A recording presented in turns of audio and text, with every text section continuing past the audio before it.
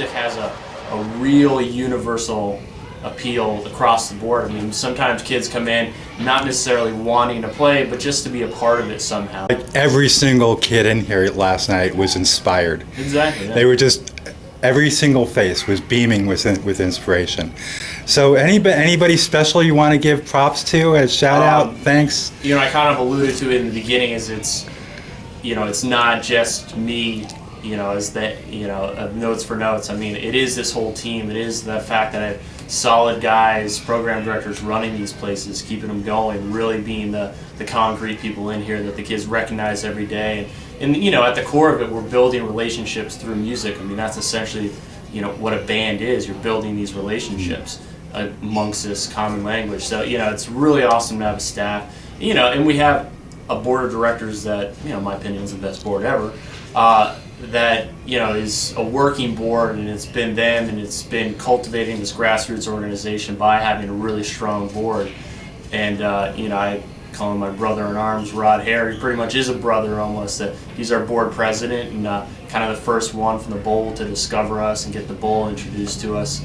And then that's, you know, segue right into the Santa Barbara Bowl, and they have an education outreach committee which, you know, is dedicated to music and art in this community and making organizations grow and really seeing them. So they were the first wind beneath our wings to get the you know, get our seed funding going from just when we put it on credit cards and we're doing it for free at the teen center to help introducing us to the Boys and Girls Club here. And then it's, you know, they've been a constant supporter of ours.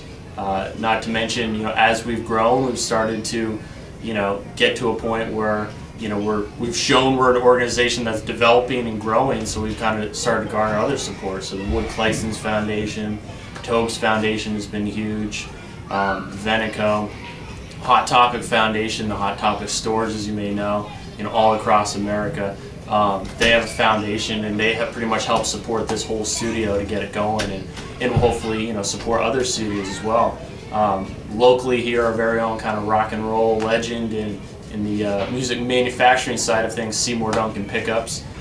So they've been a huge sponsor of ours, and will actually be, it's their 35th anniversary this year, so everyone can wish them happy birthday. But we'll be doing the Seymour Duncan 35th anniversary concert, which will be an ongoing event to benefit Notes for Notes. So it'll be this ongoing yearly concert. I won't announce the headliner yet, but it is big, and it will be in July. The fact that all this gear, you know, may look a little used, but a lot of it comes from some incredibly accomplished musicians. And the fact that it has that kind of road-worn look, kids are like, oh, where did that come from? I'm like, oh, well, that bass amp there, that came from Martin Gore Depeche Mode. You know, that was on the road, that was all over the world. So, you know, a lot of this gear is, you know, single-handedly Martin Gore Depeche Mode almost equipped this place, from the Rhodes, the bass amp, the mixing console, synthesizer. So a huge big thank you to him. And he's a local hero already. He has been for a long time here. He's the sweetest, most generous guy. You know, I'm just honored to have his support and part of the board. And you know, it's just so inspiring to have met you, and the role that you play in these kids' lives is just, it's just a wonderful.